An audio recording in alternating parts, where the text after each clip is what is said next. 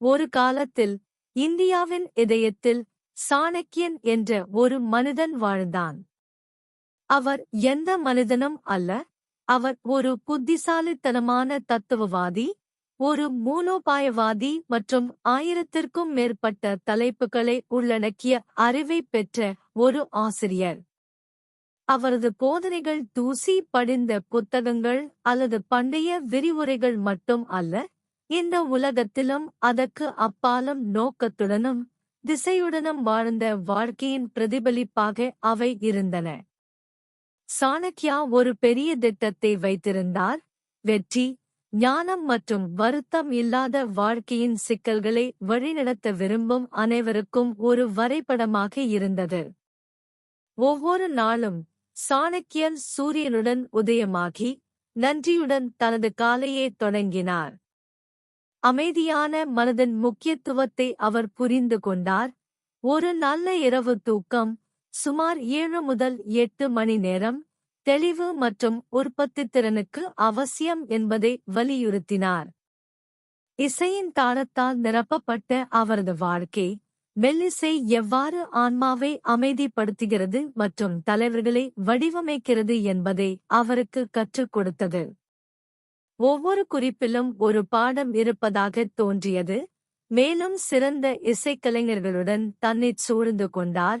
இசை ஒருவரின் குணாதிசயத்தையும் முடிவெடுக்கும் திறனையும் உயர்த்தும் என்று நம்பினார். இன்றைய உலகில் இந்த ஞானத்தை வெளிப்படுத்த சாணக்கியர் எளிய நடைமுறைகளை பரிந்துரைத்தார். முதலில், ஒருவர் அரசியல் அறிவை பற்றி சிந்திக்க வேண்டும். முன்னால் இருக்கும் பணிகளைப் பற்றி சிந்திக்க வேண்டும். நிறைவேற்ற வேண்டிய விஷயங்களின் பட்டியலை உருவாக்கவும், அவசரத்தின் அடிப்படையில் முன்னுரிமை அளிக்கவும், ஒருவரின் முன்னேற்றத்தை ஒரு நாளைக்கு பலமுறை சரிபார்க்கவும் அவர் அறிவுறுத்தினார். நம் விரல் நுனியில் தொழில்நுட்பம் இருப்பதால் ஆன்லைனில் தகவல்களை கண்டறிய முடியும் என்றாலும், ஒரு ஆசிரியரின் பாடத்தை ஒரு இயந்திரத்தால் பிரதிபலிக்க முடியாது என்பதை நினைவில் கொள்வது அவசியம்.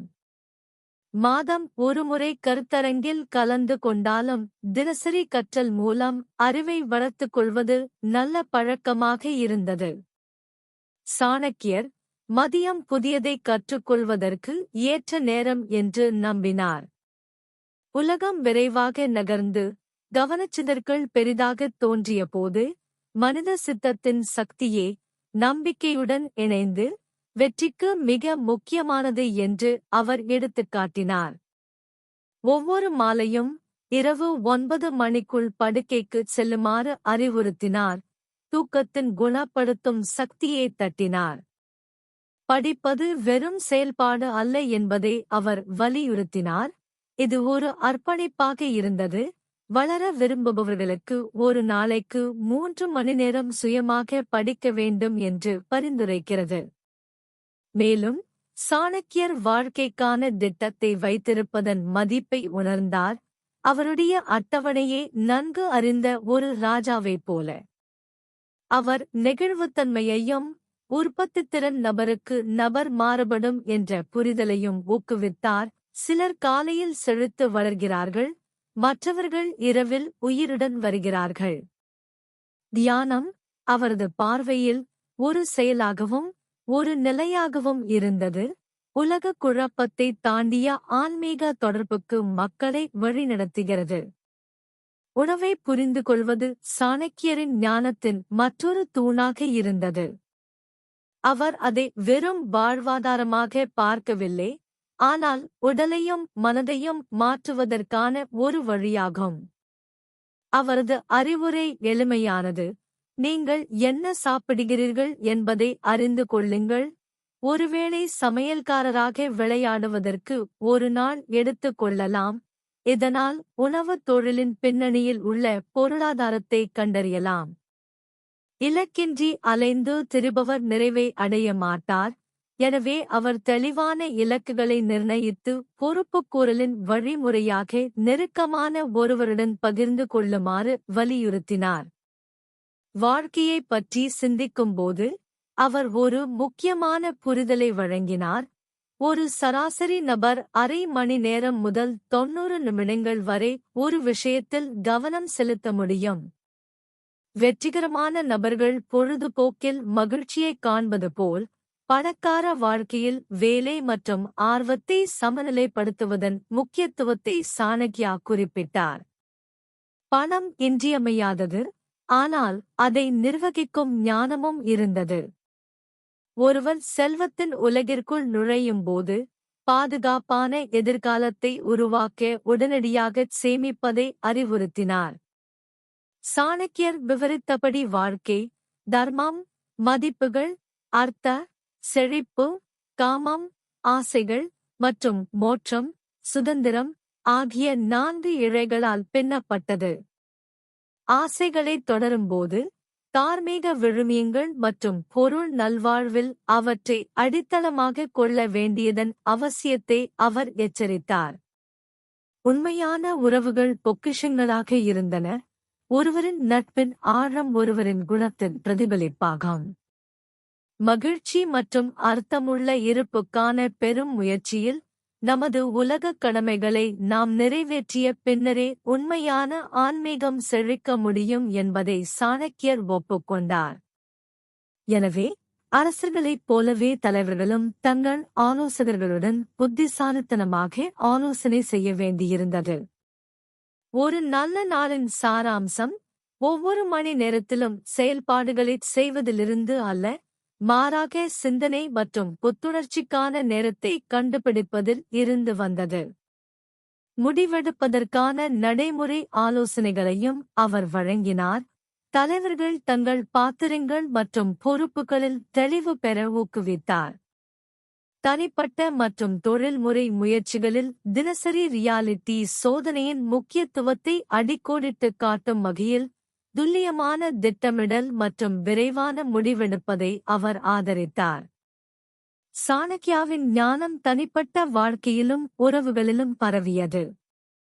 திருமணத்தை சிந்தனையுடன் அணுக வேண்டும், ஏனெனில் அது பரஸ்பர மரியாதை மற்றும் மகிழ்ச்சிக்கு அப்பால் பகிரப்பட்ட நோக்கம் தேவை. வீட்டின் புனிதமான இடத்தில் குடும்ப உறுப்பினர்கள் மரியாதையுடன், அன்பின் பங்களிப்பு மற்றும் அக்கறையுடன் நடத்தப்பட வேண்டும். பெற்றோரின் பங்கு வெறுமனே வழங்குவதைத் தாண்டி நீண்டுள்ளது. இது ஒருவரின் குழந்தைகளை வளர்ப்பது, கல்வி கற்பித்தல் மற்றும் மதிப்புகளை வளர்ப்பதை உள்ளடக்கியது. ஒரு குழந்தையை வளர்ப்பதற்கான அவரது முறை ஒரு அழகான கொள்கையைச் சுற்றி வருகிறது. முதல் 5 ஆண்டுகளுக்கு அவர்களை அன்புடன் பொழிய வேண்டும். அடுத்த 10 பேருக்கு ஒழுக்கம், மேலும் அவர்கள் முதிர்வயதை நெருங்கும்போது நண்பராக பழகுவார்கள். பெற்றோரின் நுட்பமான சமநிலையை அவர் புரிந்து கொண்டார், குழந்தைகளைப் பாதுகாத்தார், அதே நேரத்தில் அவர்கள் தங்கள் சுயமாக மலரும் சுதந்திரத்தை அனுமதித்தார்.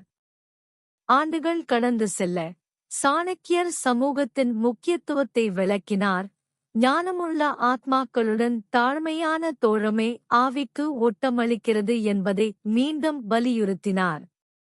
வகுப்பறைச் சுவர்களுக்கு அப்பால் மிகப்பெரிய பாடங்கள் இருக்கும் என்பதை புரிந்து கொண்டு, ஒன்றாக பயணிக்கவும் கற்றுக்கொள்ளவும் குடும்பங்களைத் தூண்டினார். சாணக்கியரின் போதனைகளின் துணியில் நெய்யப்பட்டிருப்பது தொண்டு மற்றும் திருப்பித் தருவதற்கான நுட்பமான தேவையாகும். சமுதாயத்திற்கு பங்களிப்பவர்கள் எப்போதும் மிகுதியாக அறுவடை செய்வார்கள் என்று அவர் நம்பினார். நேரம் அல்லது வளங்கள் மூலம் பகிர்ந்து கொள்ளும் செயல் ஆன்மாவை வளப்படுத்தியது மற்றும் சொந்தமான உணர்வை வளர்த்தது. வீட்டு நூலகங்களை உருவாக்கி, ஞானத்தை வழங்கும் இலக்கியங்களில் மூழ்கி, அறிவின் மீது அன்பை வளர்த்துக் கொள்ள அறிவுறுத்தினார். வாழ்க்கைப் பாடங்கள், தார்மீக விழுமியங்கள் மற்றும் மோசமான தாக்கங்களுக்கு எதிராக நிற்கும் தைரியம் ஆகியவற்றை உள்ளடக்கிய ஒரு நன்கு வட்டமான கல்வி, எல்லாவற்றிற்கும் மேலாக, நாம் நம்மைச் சுற்றியுள்ளவர்களால் நம் விதியை வடிவமைக்கிறது. அவரது அனுபவங்களில் இருந்து பெறப்பட்ட எண்ணற்ற கதைகள் மூலம் சாணக்கியரின் போதனைகள் செல்வம் என்பது வெறும் நிதி மட்டுமல்ல, உறவுகள், அறிவு மற்றும் ஆன்மீகம் ஆகியவற்றின் வளமான நாடாவை உள்ளடக்கியது என்பதை வெளிப்படுத்தியது. நோக்கத்தால் வழிநடத்தப்பட்டு, புத்திசாலித்தனமான கொள்கைகளால் வழிநடத்தப்பட்ட வாழ்க்கை வெற்றிக்கு வழிவகுத்தது. ஆனால் ஒவ்வொரு கணத்திலிருந்தும் சாட்சி, புரிதல் மற்றும் கற்றல் ஆகியவை இருப்பதை வரையறுக்கின்றன. பிரதிபலிப்பு மோனத்தில் ஒவ்வொரு காலையும் விடிந்ததும் சாணக்கியர் புதிதாக தொடங்கினார். ஆசீர்வாதங்களை எண்ணி ஒவ்வொரு நாளையும் புதுப்பிக்கப்பட்ட நோக்கத்துடன் எதிர்கொள்ள தயாரானார். நன்றியுணர்வு மகிழ்ச்சிக்கான நுழைவாயில் என்பதை அவர் புரிந்து கொண்டார். வாழ்க்கையைப் பற்றிய ஒருவரின் பார்வையை ஆழமாக மாற்றினார். சிறிய விஷயங்கள், ஒரு அன்பான வார்த்தை, ஒரு நல்ல செயல் அல்லது மகிழ்ச்சியின் ஒரு கணம் வாழ்க்கையின் சாரத்தை உயர்த்தும் பொக்கிஷங்கள்.